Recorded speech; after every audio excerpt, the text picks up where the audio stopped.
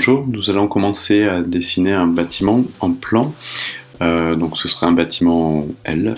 Et donc nous le mettrons en volume. Ensuite, donc nous rajouterons un toit. Enfin, nous mettrons des matériaux et nous réglerons le soleil de manière à ce que les ombres tombent correctement. Donc je vais commencer avec l'outil ligne qui est ici. Donc je sélectionne l'outil ligne. Je clique sur ma feuille de travail. Je suis bien les axes, c'est-à-dire que là j'attends d'être sur l'axe rouge. Et je mets ma valeur. Donc là on va aller de 5 en 5 par exemple. Ensuite je change de direction, je donne la direction donc, sur l'axe vert.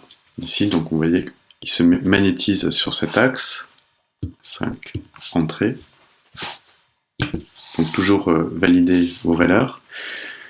Je repars sur l'axe rouge, 5, entrée, et ainsi de suite. Alors, on pourrait mettre 10 ici. On peut également utiliser ce qu'on appelle les inférences dans SketchUp. Ce sont les points que vous voyez ici. Donc ça, ce sont les inférences. Et si je me déplace dans l'alignement de ce point, eh bien, je peux rester à l'aplomb par rapport à ce point. Donc je clique et je clique ici. Vous voyez qu'à chaque fois, vous avez des points qui apparaissent, qui se magnétisent en fait sur chacune des extrémités.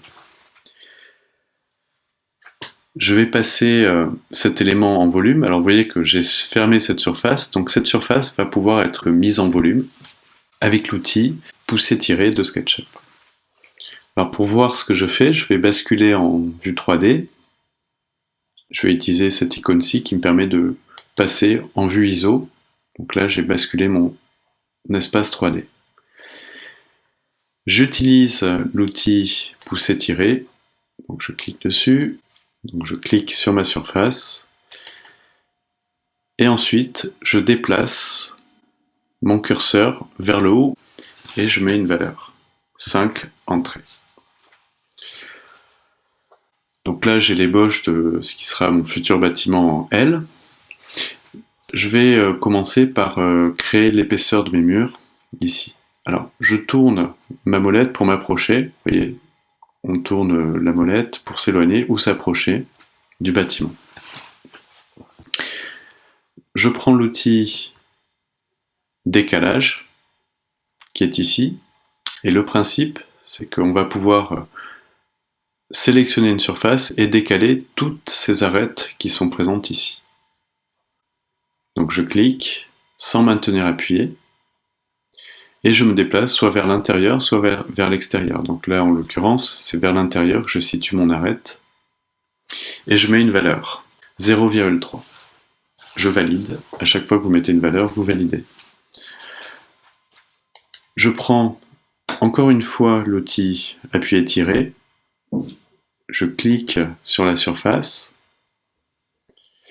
Et alors, on a vu qu'on pouvait donner du volume avec appuyer-tirer, mais on peut également soustraire du volume. Ici, c'est ce que je suis en train de faire. Alors, il faudra faire attention de ne pas aller jusqu'au plus bas que l'arête inférieure. Donc, on se met sur l'arête. Vous voyez, ici, vous avez un point rouge qui nous indique qu'on est exactement au niveau de l'arête. Je clique. Donc, avec la molette, en appuyant sur la molette, on accède à l'outil Orbite 3D. Là, je suis en train de tourner et tout en maintenant la molette du milieu appuyée, ce qui me permet de vérifier que l'opération s'est bien passée. On peut également utiliser cet outil puisque c'est l'outil Orbite qui permet de tourner. Mais c'est plus facile avec la souris. Alors, je vais commencer à créer, donc c'est la deuxième étape, je vais créer des ouvertures ici. Je sélectionne l'outil mètre. Alors l'outil mètre va me permettre de définir des repères pour dessiner correctement. Donc je prends l'outil mètre, je zoome avec la molette en tournant, je montre une arête ici, donc vous voyez, il faut attendre le point rouge, je clique et je donne la direction sur l'axe rouge, ici, pour pouvoir positionner un repère. Ce repère, je le situe à, par exemple, 1 mètre de l'arête que je viens de sélectionner, et je vais continuer.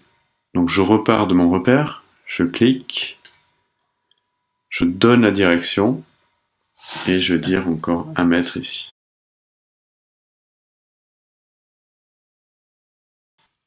Je vais faire la même chose pour définir la lège, donc vous voyez que là je suis parti sur une arête verticale, cette fois-ci. Je m'appuie sur l'arête horizontale, et je clique sur cette arête. Je déplace, cette fois-ci sur l'axe bleu, donc vers le haut. Je vais mettre 0,9. Ce que je viens de faire, c'est une trame, donc j'ai pu quantifier, puisque j'ai pu mettre des valeurs, et je vais pouvoir maintenant m'appuyer sur cette trame pour dessiner ma porte et ma fenêtre. Pour ça, je vais utiliser l'outil rectangle, et je vais m'appuyer sur les intersections qui sont ici et qui se manifestent par des croix rouges. Donc je vais pouvoir dessiner un rectangle dont la première extrémité sera ici et l'autre extrémité sera là. Donc j'ai tracé une diagonale de ce point à ce point. Je vais faire la même chose ici. Donc je me mets sur l'intersection, je clique et je montre la deuxième intersection. Le fait d'avoir fait ça, je vais pouvoir, indépendamment de cette surface, creuser ces deux surfaces-là. Et pour creuser, c'est le même outil que nous avons utilisé tout à l'heure, qui est l'outil appuyer-tirer. Donc là, je sélectionne l'outil, appuyer-tirer, donc je vais cliquer sur cette surface. Vous voyez que maintenant, il discerne bien ces deux surfaces-là. Je vais cliquer dessus et je vais pouvoir donner une direction. Et vous voyez que je rajoute du volume ou, eh bien, j'en soustrais. Alors, il faut être sûr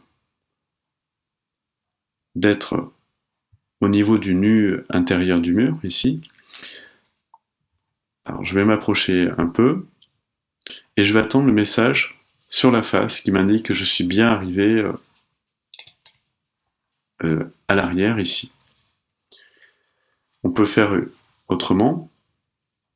On peut cliquer sur cette surface et lui montrer ici l'arête, puisque ça correspond au nu intérieur du mur. Je clique bien sur l'arête en attendant le rectangle rouge. Donc deux façons de faire. Donc je vais continuer. Je vais pouvoir par exemple dessiner un toit ici et puis un sol ici. Alors le toit, je reprends l'outil ligne et maintenant que mon bâtiment est déjà dessiné, je vais pouvoir m'appuyer sur les différents points. Donc vous voyez, vous attendez les points des extrémités et vous n'avez plus à mettre de valeur puisque vous vous appuyez maintenant sur les différents points.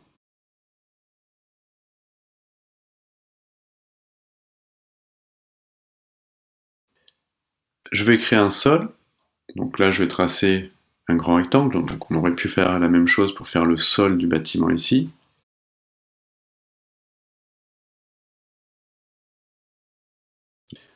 Alors on va finaliser ça, on va mettre quelques matières. Donc je vais aller dans le menu Fenêtre, Matière, et je vais pouvoir, avec le menu Matière, choisir des différents matériaux, différentes matières. Alors ça peut être des couleurs, de la pierre, donc on peut tester ici. Donc je vais dans le menu. Donc je sélectionne ce qui m'intéresse ici, et je clique. Alors je peux choisir autre chose, je peux choisir, ici on a un menu, on va trouver du bois par exemple.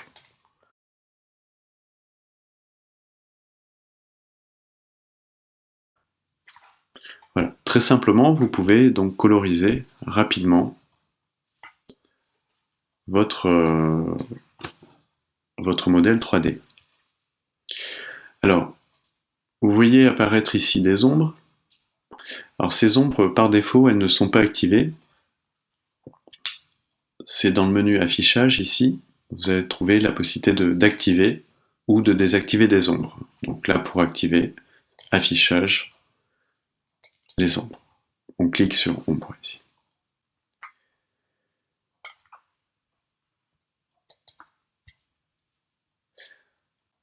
Alors, on peut également, pour finaliser ça, obtenir une vraie perspective, donc, qui nous sera utile justement pour présenter le projet à un client. Je vais aller dans le menu caméra. Pour le moment, j'étais en projection parallèle, ça veut dire que tous les éléments sont parallèles. Je coche perspective. Et donc là, on va se retrouver avec des vraies fuyantes, ici, donc une vraie vue en perspective. Voilà, j'en ai terminé sur cette présentation, cette mise en route sur le logiciel SketchUp.